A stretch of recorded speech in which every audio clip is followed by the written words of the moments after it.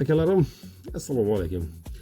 Hozirgi bizani quyonlarni qochirish jarayoni.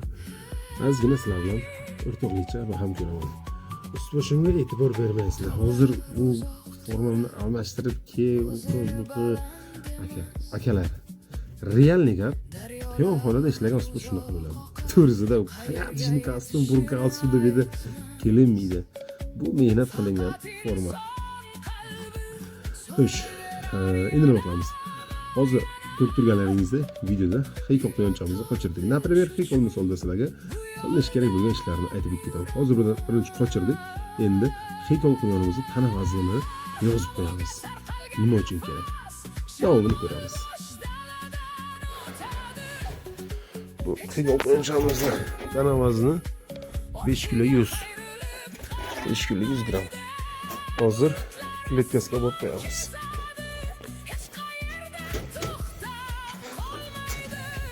Bu quyonlarda ko'p uchraydi, yolg'on homiladorlik. Quyon yerda 2 hafta oldin kletkasiga somon to'shib, xuddi o'zini bo'g'ozday qilib ko'rsatdi.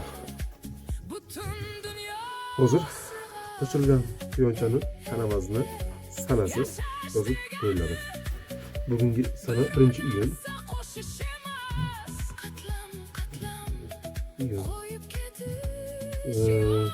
Vazni 5 kilo 100 gram. Buni endi nima qilamiz? Обычно bizga kerak bo'ladi skoch. Xo'sh, skochimizni qidiramiz. Alibona o'rnidan skoch qidiramiz. Ha, mujik, qo'ydingiz-a, qo'yiladi debdi-ga. Gap yo'q sizga, sizdan zo'ri yo'q.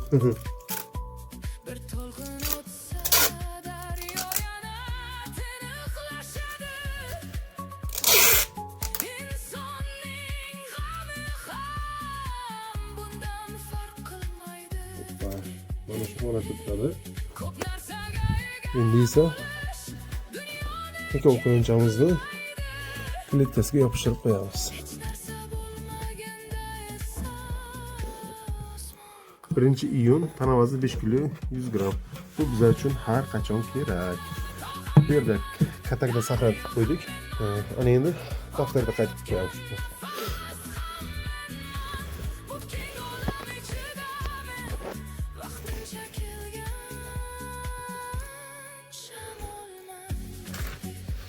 Daftarimiz har doim to'lgani, sotilgani, hattoki o'lganlari ham daftarda qaytib ko'riladi. Boshqacha iloji yo'q. Xiyqoq quyon. 4-xona qochilgan sanasi endi yana bitta. Boyagi xonasi 2-xona edi. Xiyqoq. Ikkinchi xona 1-iyun.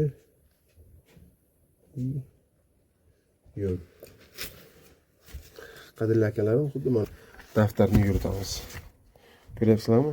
Xiyqoq, bu yerda pyostri strakach, bu yerda shinshilla, qora anatomiy strakach, golboy strakach. Yozmadingiz, xotirada saqladim. 90% uddalik ketdi degan. Chunki xotira jonivor yildan yilga pasayib ketyapti. Eng genilarniki ham.